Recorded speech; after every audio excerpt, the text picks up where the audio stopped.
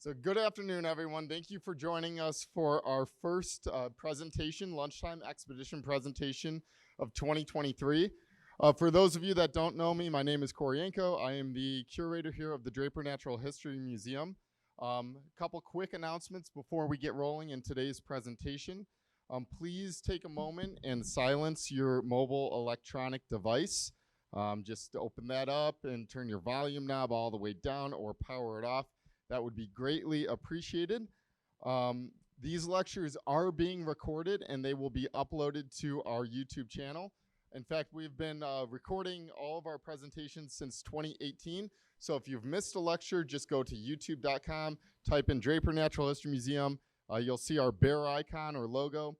If you click on that, you'll see a bunch of playlists of presentations dating back to 2018. Occasionally, we have a AV snafu where one of the presentations doesn't get recorded, like our December 2022 one, but the vast majority of them are up there.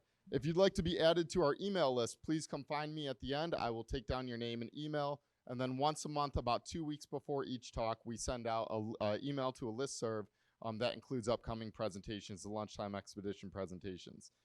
Please continue to invite family and friends to attend these talks.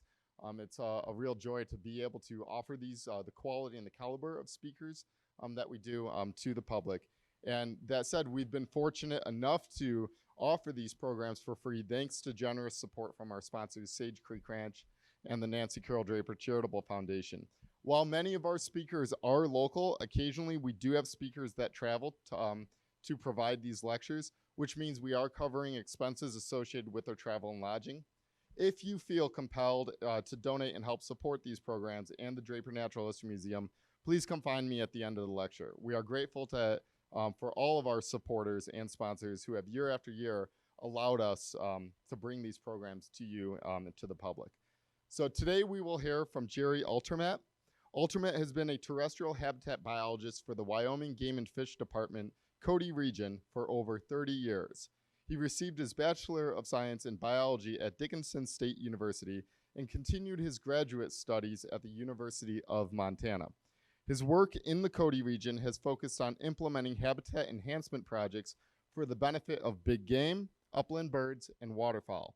In more ways than one, Altermatt's job requires him to employ problem-solving skills to trick and trap often cunning critters. And before I hand the mic over, I'd like to add that he's also one formidable foosball player. So without further ado, please welcome Jerry Altermatt.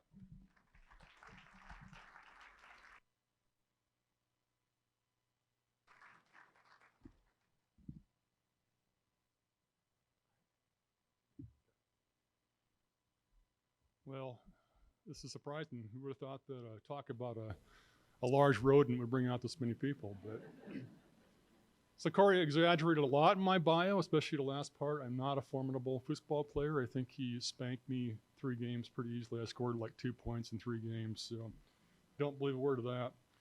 And the rest of the bio, if you were thoroughly unimpressed with it, let me give you a more interesting bio, which will be the star of today's talk. Wars were fought over him. Fashions were designed around him. Vast areas of the continent were discovered in search of him. Enormous fortunes were made because of him. Over 2,000 landmarks have been named for him. And the function of entire ecosystems depends on him. And of course, I'm talking about this guy. And the focus of this talk will be on, excuse me, that last claim, that the function of entire ecosystems depends on this critter. So beavers are often called an ecosystem engineer because they have the ability to deliberately alter their environment, their ecosystem, more so than any other species of animal with the exception of humans. So when I talk about the ecosystems that they alter, I'm talking about something called riverine ecosystems. So a riverine ecosystem is an ecosystem that's centered around water, a stream or a river. And that includes the living and non-living things in the water, but also it extends out to that that zone of influence of the water, that zone where wetland vegetation grows. So if you've ever flown in and out of Cody, and most of you probably have, and if you have a window seat and you look out at the foothills, this is probably what you're going to see, something very similar to this. And what you see is a vast arid landscape that is intersected by these narrow ribbons of green. And those ribbons of green are those riverine ecosystems. I'm just going to call them systems from here on. Riverine ecosystems, a lot to say. So this is the system that beaver are intricately connected to. And I think it'd be hard to overestimate the importance of these ecosystems. Even though, if you look at the land mass that they comprise, it's only about, it's less than 2% in Wyoming, and that's true for most western states. It doesn't occupy much surface area, but its importance is proportionally much larger than its abundance. So if you think about this, as humans, the water that we use, whether it's for drinking or irrigation, largely comes from water that has passed through these ecosystems.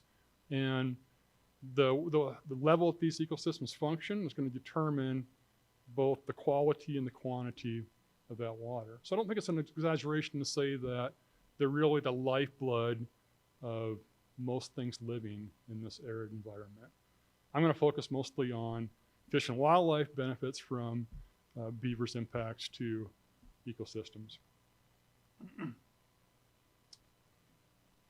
So when we talk about beaver as being an ecological engineer, we're not talking about the animal itself. We're really talking about the dams that beavers construct. That's where the engineering comes from. That's how they impact their environment. And it's tempting to think that beavers have this altruistic motive for building these dams. In reality, they don't know it. They're ecosystem engineers. They're building dams for their own benefit. I think it's probably instructive to just talk about why a beaver builds dams. I screwed it up already.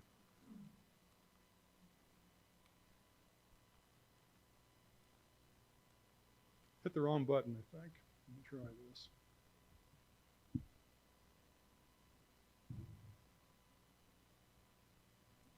There we go.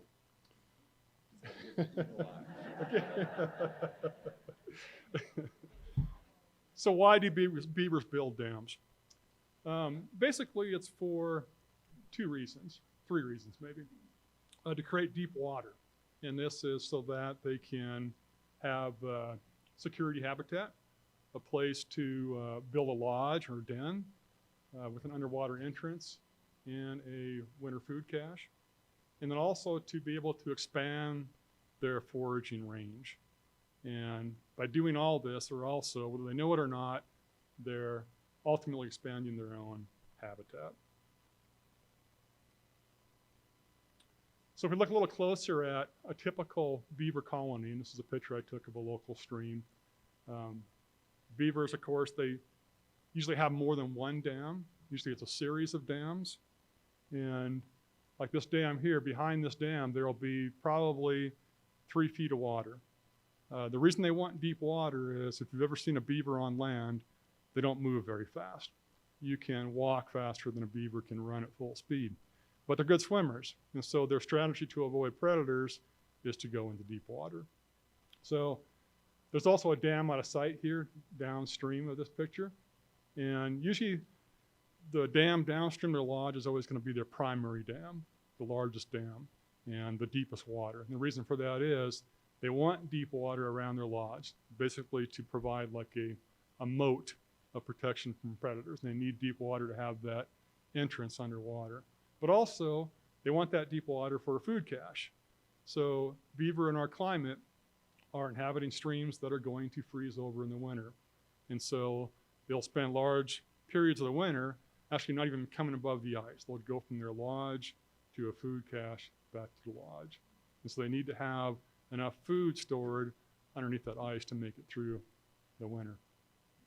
And then by flooding this area, they're also expanding the area that they can swim to in search of food without having to get out of the water and expose themselves to predation.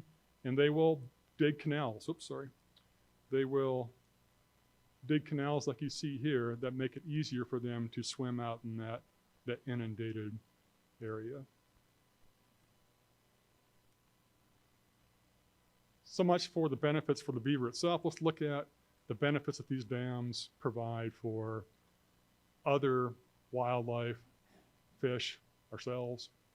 And I think we can probably break these into 3 categories. Hydrologic, meaning the water part of it. Geomorphic, meaning the landform or the topography, if you will, of the stream bed and the area outside the stream bed, the floodplain. And then finally, those 2 things also impact the biological part of it, the plants, animals, insects. So one of the biggest benefits, hydrologically speaking, is water storage. So without a beaver dam, if this beaver dam were not on the stream, the water would just pass down this channel and not be stored at all. It'd be very quick. There'd be no resident time for that water.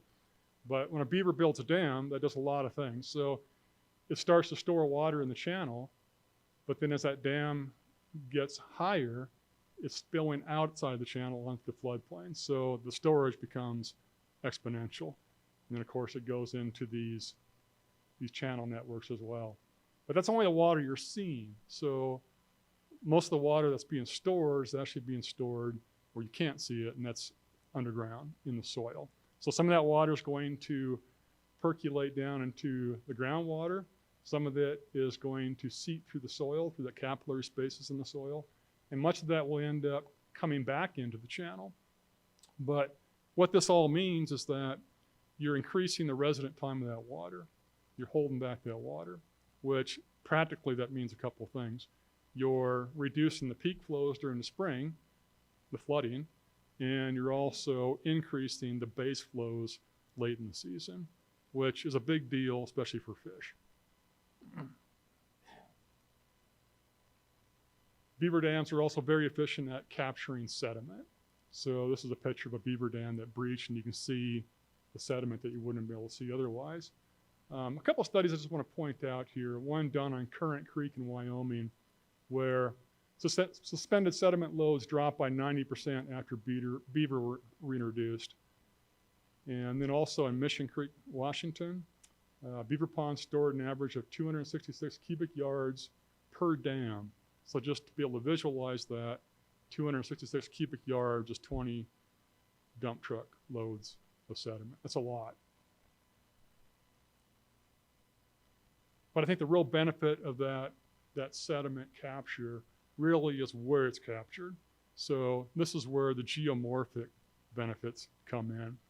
So what you're seeing here is probably a very typical stream that you would see in Wyoming. A lot of streams in Wyoming and throughout the West have this problem, which is called channel incision. Over time, erosion, vertical erosion drops the elevation of the stream bed. And what that does, it does a couple things. It disconnects the channel from the floodplain. So when you have high water now that comes down this channel, it's likely this could actually just stay in the channel and never come out of its banks, which is not a good thing. You want the water to come out of the banks because that's one of the ways that all this country up here, this floodplain, gets its water. The other thing is the water table. So usually the water table, depending on the types of soils, usually your water table is going to be very similar to the water level in the stream. So when that stream bed elevation goes down, so does the water table. And those 2 things together are going to impact what you see on this, what used to be a floodplain, has been converted from wetland vegetation to upland vegetation. So instead of having willows, sedges, things like that, you'll start to get sagebrush, more dry land, upland species of grasses, possibly juniper. And this diagram, I think, does a really good job of kind of showing the stages of that. So I think we probably have a lot of streams that look like this. They're incised, but if you have enough food there to attract a beaver to build the dam. And it may not last very long because the food is limiting, but what will happen is that dam will be built, it'll probably be breached because the beavers will leave, but even so, when it breaches, the water's going to go around those dams and widen up that channel. At the same time, the brief existence of those dams was capturing some sediment.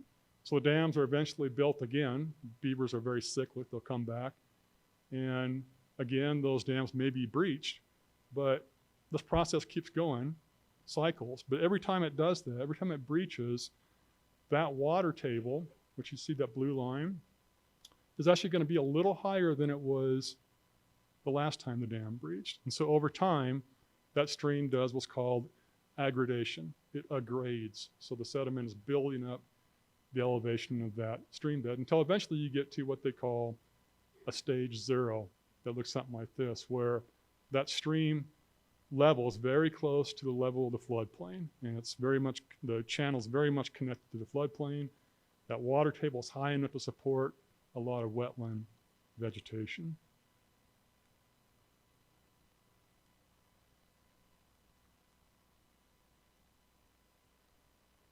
Okay, Corey?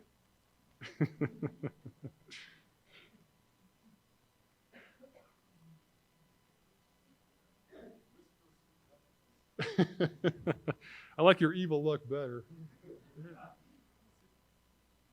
It's advancing on the computer, but not on the screen. I bet you.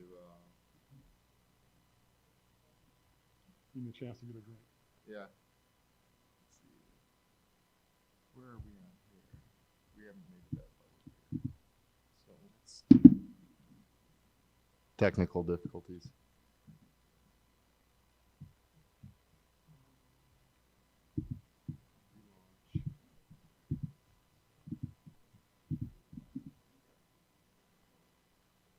Got it? Yep. All right. We're back.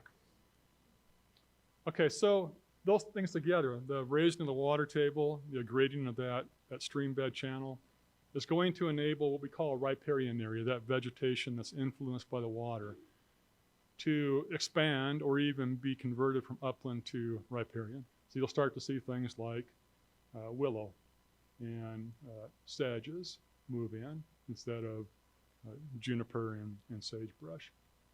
And of course, this is extremely beneficial because riparian areas, probably 80% or more of the species of wildlife in this state depend, at least in some stage of their life, on riparian areas. So you're increasing the diversity of species and also just the production of both grasses and animals. This is kind of visually what's happening. So this is a dam that was started by beavers we actually reintroduced. And you can see the junipers, which are an upland species. They don't like a lot of water. So this is the first year that dam was built, that spring. And then September of the next year, you can see those junipers are dead.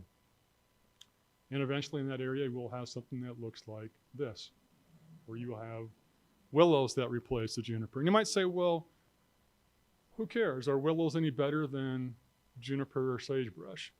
And the answer is relatively yes. So if you look at, if you convert an acre of sagebrush juniper, that probably doesn't have a lot of impact on the few species that are what you call sagebrush or juniper obligates that have to have that, because there's thousands and thousands of acres of sagebrush and juniper.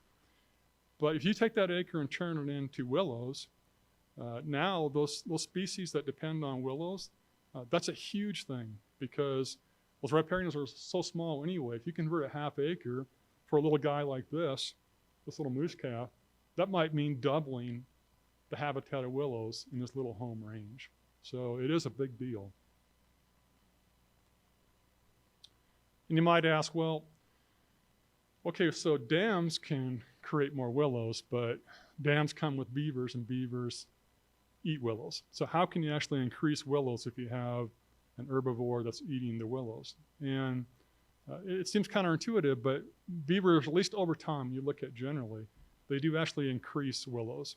And this is just a little visual. This is the picture I took. First picture is an active dam back in 2009, and I took the same picture after the dams that breached, the beavers had left in 2019. And you can see the proliferation of willows here. And the research definitely bears this out. So even looking at just the response of an individual willow plant, when beavers harvest willows, they actually produce more stems. They start growth earlier the following season, and they continue to grow later in the season. And then another kind of a side benefit is when the beavers build those dams, and if they're breached in the spring, and they may rebuild them in the fall, or they may just leave, whatever, but it's exposing bare mineral soil.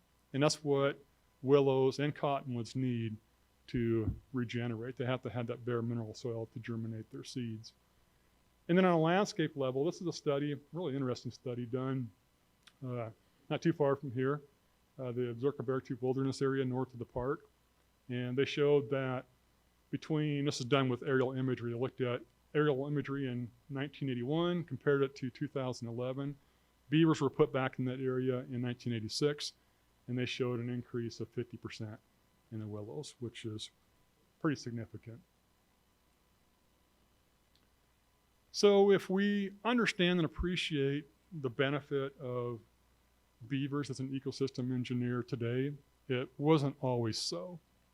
So one of the most fascinating eras of our history of this continent, the mountain man area, also has kind of a darker side to it, a more tragic side. And that was how basically a European fashion for apparel spawned an ecological catastrophe. It was the beaver's misfortune that its fur, of all the animals on the planet, its fur was the best for felting hats. And from the 1400s, 1300s on through the mid 1800s, beaver hats were very, very fashionable in Europe as well as in America. And this drove people to basically hunt and trap beavers to near extinction, starting on the east part of the continent and then kind of culminating in the Rocky Mountains. Wyoming was one of the last places that these trappers came to. I'd love to talk more about that, but certainly doesn't talk about the fur trade. But I really recommend this book down here. It's a really good read if you want to know more about the fur trade in America. But I will give you just a kind of a brief history of beaver in Wyoming. What happened with beaver in Wyoming? So the notorious Edward Rose started trapping in the Bighorn Basin and probably around the year 1809. He was a mixed breed, but he was the first person that had any European blood that actually settled in Wyoming, we think. The first mountain man rendezvous, the trappers, happened in 1825 on the Green River. The last one took place in 1840. So that 15-year period was a really heavy period of trapping all through the West, but in Wyoming especially. And that had a huge impact. So why was 1840 the last year? Well, I mean, there's several reasons. Many people will say, well, hats began to be made out of silk. But I think the biggest reason is they couldn't trap any more beaver. They'd trapped them out. It was getting very, very difficult to trap beaver. Between 1860 and 1905, they were considered for all practical purposes extinct in Wyoming, which is hard to believe. In 1899, the Wyoming State Legislature prohibited beaver trapping, realizing that they had to do something if they were going to try to bring them back. By 1919, beaver populations had recovered enough to at least allow private landowners to take beavers doing damage on their private lands. But they still remained protected outside of that situation until 1958 was the first year that they were reclassified as a fur bearer, which meant that you could buy a license and trap them. So where are we today then? You see lots of interesting numbers as far as populations of beavers. I don't place too much stock into those because we really have no good way of estimating beaver numbers now. It's even harder to try to estimate what numbers were when we didn't even have records. But what's more important, I think, and more accurate is the percent of the range that they occupy now compared to what they did occupy before the fur trade. And most experts think that's about probably 1/3 of their original range. Which kind of begs the question. So the fur trade was 200 years ago. Why haven't beaver recovered in that 2/3 of their original range? And it's not just an academic question.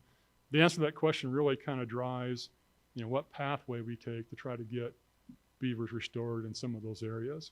So I'm going to propose 2 reasons, and they're both habitat related. So I think it's probably maybe instructive for just a minute to talk about what the habitat needs are of beavers. So beavers basically need 2 things. They need food, and in our area that means willows, cottonwoods, and aspen. That's pretty much what they eat. And they need deep water, which means that in most waters, unless you're talking about the large river systems like the Bighorn, the Lower Shoshone, where you have deep water, that means they need to be able to build a dam, okay? So in order to be able to build a dam, they need these 3 things. They need a suitable range of water flow. In other words, on the low end, they have to have enough water to be able to keep a pond full. And on the higher end, it can't be such a high flow that it's going to breach the dam every time you get an event.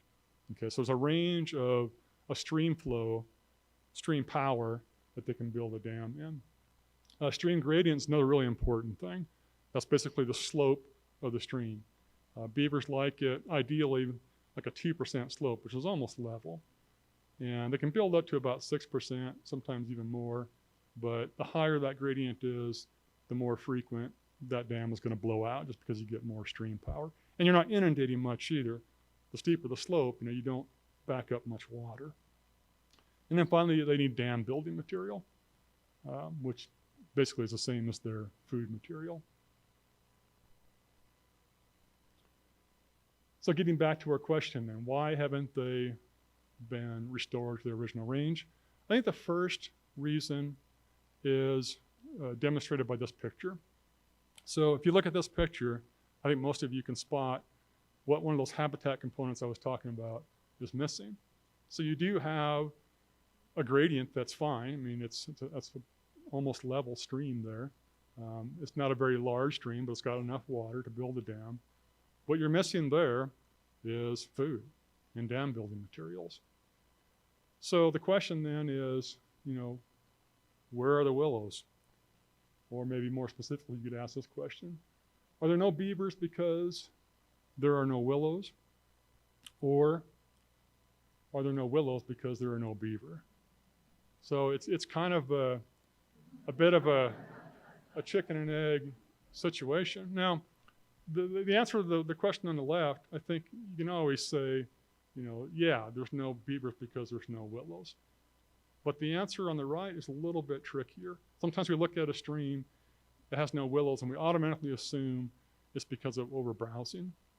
And I think most of the time, you're probably not wrong if you make that assumption, but I think you err if you think it's solely because of overbrowsing. So I think there are systems, there's a lot of systems where beavers and willows are actually mutualistic. They have to have each other to exist on the landscape.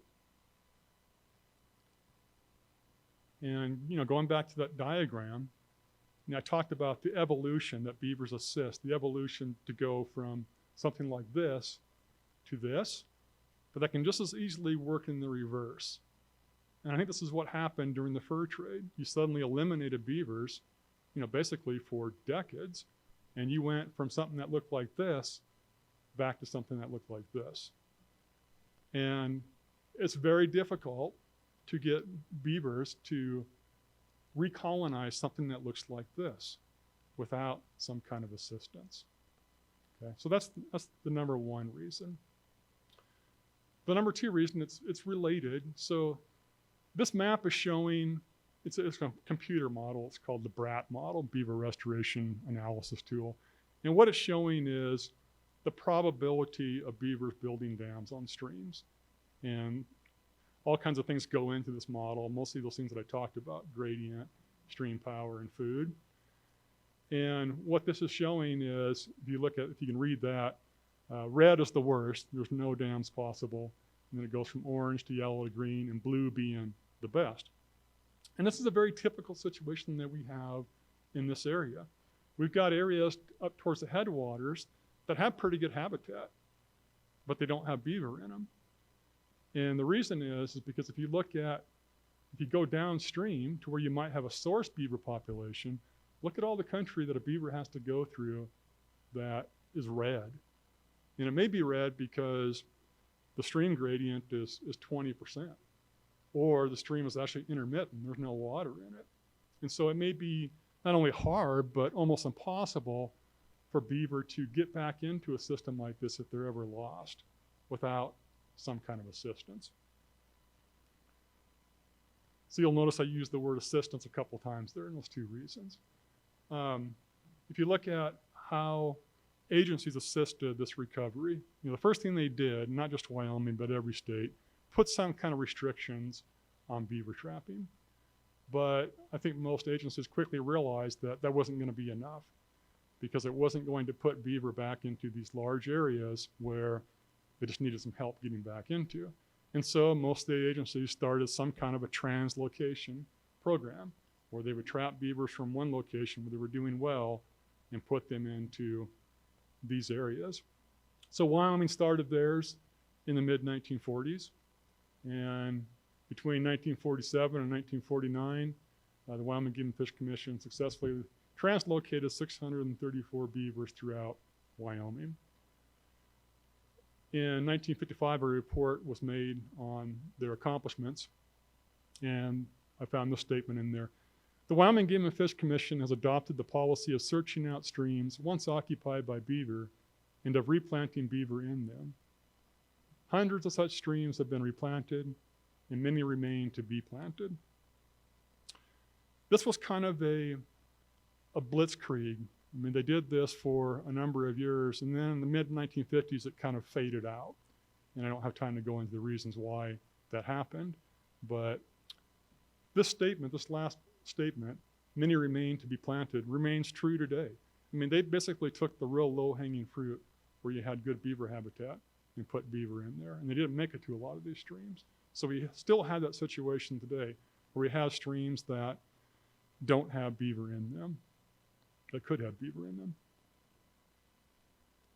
And even had they stocked every single stream in Wyoming, it still wouldn't preclude the need to maybe keep translocating beaver into these areas.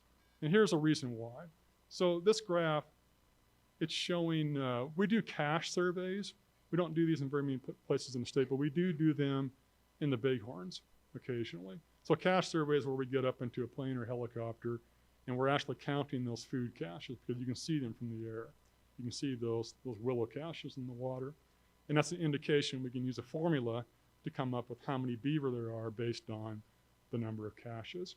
So this number on the left is the population number, which doesn't mean anything to you, but you can see this trend line. You know, it's taken a dive between 1985 and today. That population has taken a real dive.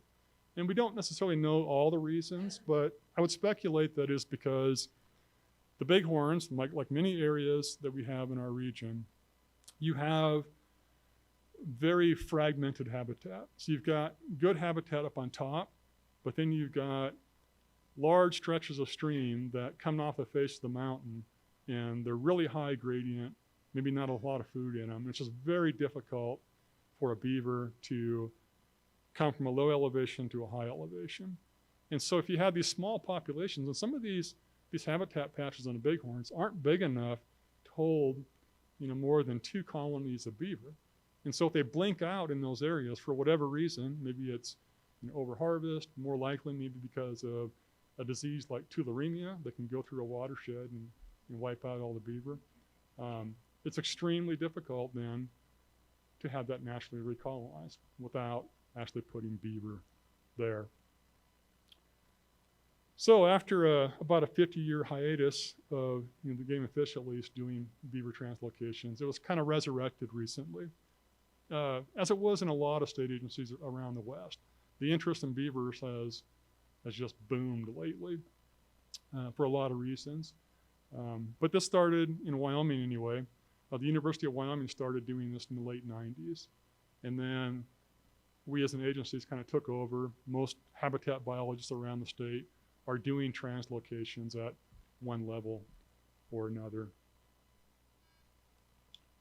So I want to just really briefly kind of go through what our translocation program looks like. And I narrowed it down to 7 steps that we use when we're doing translocations. So the first thing is to identify the restoration areas and actually the release sites where we're actually going to release them. So there's many ways that we can do this. I mentioned earlier the BRAT model, Beaver Restoration Analysis Tool, and that's what we see here. That's always a good starting point, at least for eliminating areas that could probably not have beaver. So we can look at that and we say, well, this is blue, this is red. There's no reason to take a look at that, but let's take a look at this blue and maybe even this green. But there's no replacement, of course, for actually getting boots on the ground and looking at it. So we'll go out and we'll inventory this. We'll look at what it has as far as the beaver's habitat needs. And the first thing we ask ourselves is it in need of restoration? And I would probably argue that any stream that used to have beaver and could have beaver, that doesn't have beaver, is probably in need of restoration because there's a component of the ecosystem missing, and that is beaver. But some streams are in more need of restoration than others, especially because of that channel incision. We have to look really hard at this one, the hydrology, the gradient, and the floodplain, because those are abiotic factors that we have no control over. If they're not there, they're not there. They're never going to be there. You're not going to do anything about stream power. You're not going to do anything about gradient, and you can't do anything about, a floodplain, at least immediately. And then we also look at the food source. Does it have enough food to support beaver? And here's where I probably maybe diverge a little bit from some of my colleagues in that I don't know that you necessarily have to have a large enough patch of willows or cottonwood to be able to support beavers over the long haul. Even if it's marginal habitat, if there's enough willows or cottonwoods there to get the beavers to stay there at least for a season and build a dam, you've done something. Like that diagram I showed you, you started the process of aggrading that stream, of bringing that water table up, of trying to get that channel reconnected with its floodplain. And then that last one, we always have to look at that. Is there a potential for conflict? So obviously we're not going to put beaver where there's head gates. We're not going to put beaver near where there's a culvert with a road over it, because those are places where you're just asking for trouble from a beaver.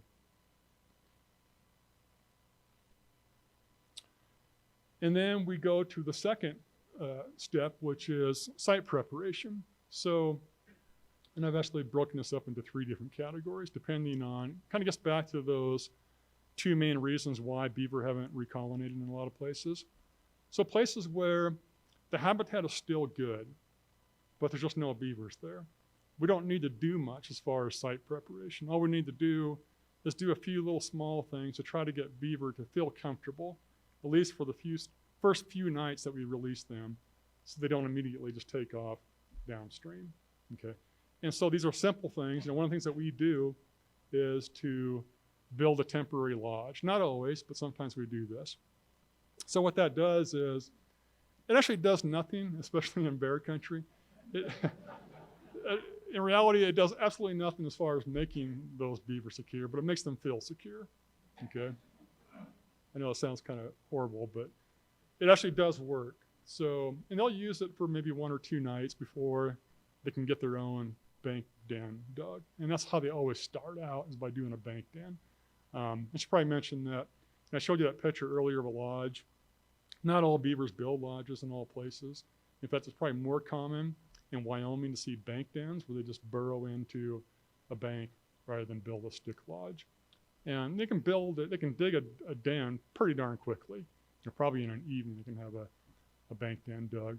But this does give them at least a sense of security. So in this case, what we do is we just use straw bales, and we're putting kind of the rafters. We just use some big willow branches to use as rafters, and then we place straw bales over the top of that.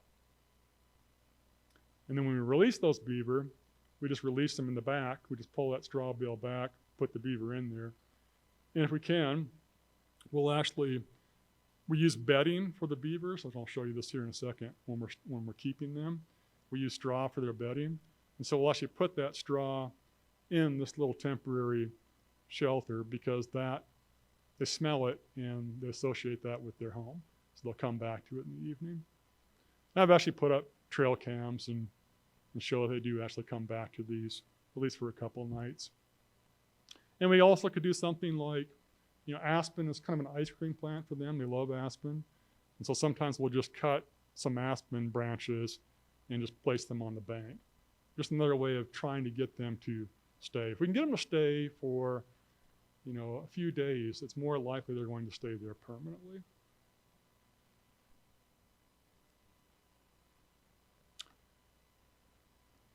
This next site preparation I'm calling midterm. So the first one was something we can do really the day of releasing them. That's why I call it immediate. This next one is more of it takes a little more effort. It might take a month to 3 months to do something like this. But this is where you have pretty decent habitat, but you don't have that deep water habitat. And you got the food, but not those deep pools. And beaver are looking for, those 3-foot deep pools. That's what they feel secure in. And so if you dump them in an area that the stream is real shallow, it's very likely they're just going to blow out of there. Because they know that if it takes a couple of nights to build a dam and create some deep water, that's 2 nights they're vulnerable to predation. And beavers, everything loves beavers. If you strew out a bunch of carcasses on the ground and one of them's a beaver, that's the one coyotes, foxes, wolves are going to go to because everything loves the taste of beaver. So often we'll do something like this. We'll create a man-made beaver dam. We call them beaver dam analogs or BDAs. And so there's lots of ways to build these. Normally they're using whatever's available, whatever kind of vegetation is available on site. Willows, juniper branches, sagebrush branches, and you're just piling those into the channel, packing them with mud, and then usually you're supporting those by driving some posts in so it doesn't wash out. So this is going to provide immediate deep pool habitat. And it's also going to provide an easy place for them to build on. Beavers usually build dams where they hear rushing water. Anybody who's an irrigator knows this. Anytime that you constrict water through a head gate or a flume or whatever, that's where beavers are going to try to plug it up because that stimulates dam building behavior. So these BDAs, they have water running over the top of them, and that's the most likely place that beavers are going to build on. So it's another way of keeping them on site. And then what I call long-term site preparation. This gets back to that first reason I gave you why beavers haven't recolonized much of their original range, because the food is not there. And if the food is just not there completely, you can't put beavers there. You have to do something first. You have to try to reestablish food. And normally that means willows. That's the easiest thing to reestablish is willows or secondarily cottonwoods. And so, but in order to do that, most browsing animals also love willows, and they really love cottonwoods. And so you can't plant willows and cottonwoods usually without protecting them in some fashion. And so what you see here is we're planting cottonwoods or willows here, but we've also excluded that with steel jack fencing, which is an expensive proposition. But the advantage of the steel jack fencing is that it's hard for elk to break those down, but also they're portable. So if this is in place for 10 years until you've got the willows established, you can actually take that steel jack fencing and move it upstream or downstream. So, and this also might require building BDAs too. If you have a stream that's got no willows, and the reason is because the water table has dropped, you may have to bring that water table back up by building these man-made beaver dams. So this is it's a long-term deal. It's a long game. And, it may take, 10, 20, 30 years to get back to a condition where it's going to be able to support beavers.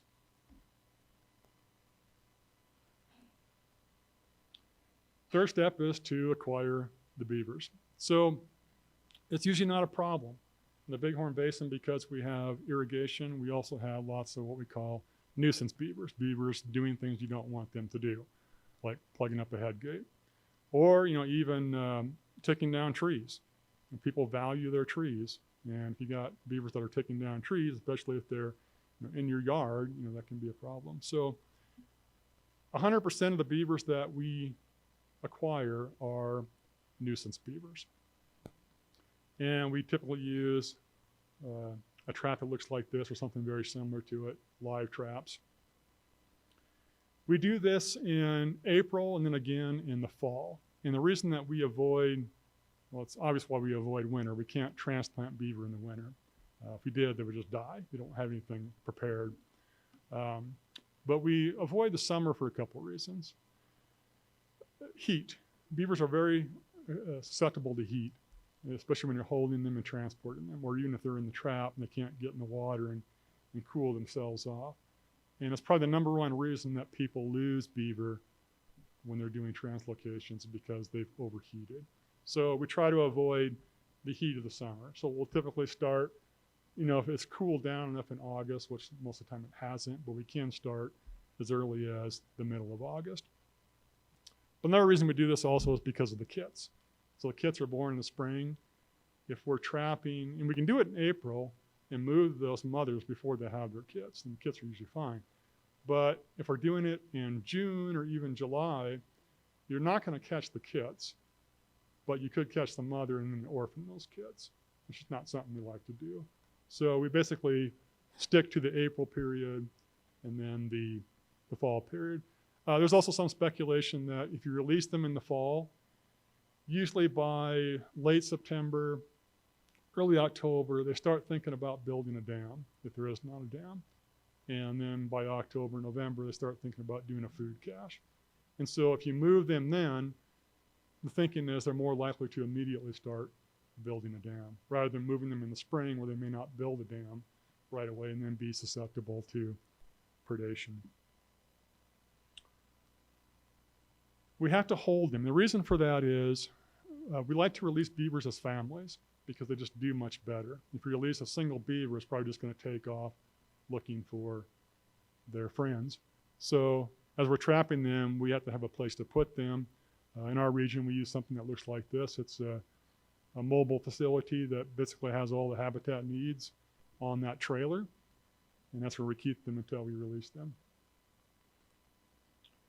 The processing can be as simple as just weighing them. The reason we weigh them is to know basically their age, or to get some estimate of their age. And that's how we know maybe if we got the adults. We're after the mating pair, the adults. We may determine the sex, gender. That's very difficult because you have to actually express oil glands out of their cloaca. And this is going to sound really gross right before lunch, but you smell it. If it smells like rotten cheese, it's a female. If it smells like motor oil, it's a male. And then we may, so avoid anything at lunchtime that resembles that. We may attach a transmitter if we're interested in where that beaver moves, which means anesthetizing the beaver because we have to punch a hole in their tail to put that tail tag transmitter in. And then we transport them. Oftentimes, you're never close to a road when you transport these deals. You're either packing them in on foot or sometimes horseback, mule. And then we always try to put at least 2 families in an area for lots of reasons. That way, offspring are mating with unrelated beavers. And then if we catch single beavers, we'll put them somewhat close to where we put the established ones. And then we can monitor. If we put a VHF transmitter on them, we can monitor them that way. But typically what we're doing is just going out in the fall and looking for dams to see if they stuck around. But we can also monitor the vegetative changes. Something we're really getting into now is using drones. So this is a drone image. The problem is you don't know where beavers are going to establish, and so you often can't get the pre-dam construction photos. Unless you're doing BDAs and you have a pretty good idea they're probably going to build dams there, which is what this photo was. So just really briefly, in the Cody region, we started this about 5 years ago. We've trapped and relocated 70 beavers, which has resulted in 10 successful colonies with 65 plus dams in our region. This is a map showing the capture and release locations. Generally, we're trapping them at lower elevations with lots of agriculture and moving them to higher elevations with no agriculture, generally. I want to focus in on this little area right here. This is probably our biggest success story. I think I hit the wrong button again, Corey.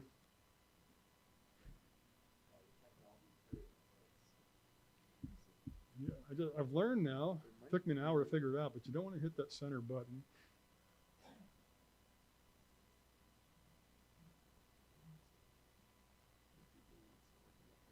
Where are we at on here? Near the end. Okay, we're gonna start from here. I'm gonna do the old end slideshow, start the slideshow.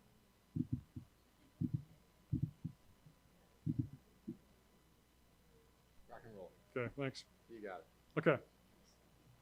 So really quickly, this is a stream on the Absarokas. The red is where we release them. The yellows are the dam location. So we released 15 beavers, 8 as family units and 7 as individuals. There's now 4 to 5 successful colonies with 54 dams and approximately 25 acres of wetlands. Just really brief, I'm not going to describe this too much, but beavers are a very economical way to build wetlands compared to if we had to build them ourselves. And then I'll just finish off with this little video of us releasing some beavers. This is one of those temporary straw. We're putting them in the backside of it. They're going to come into it. And then normally we put willow or cottonwood sticks on the entrance. So they chew their way out, so they're in there long enough to kind of get accustomed to it.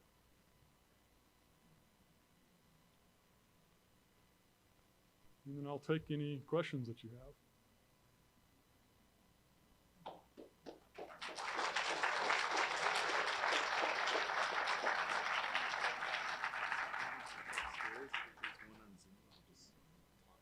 Okay.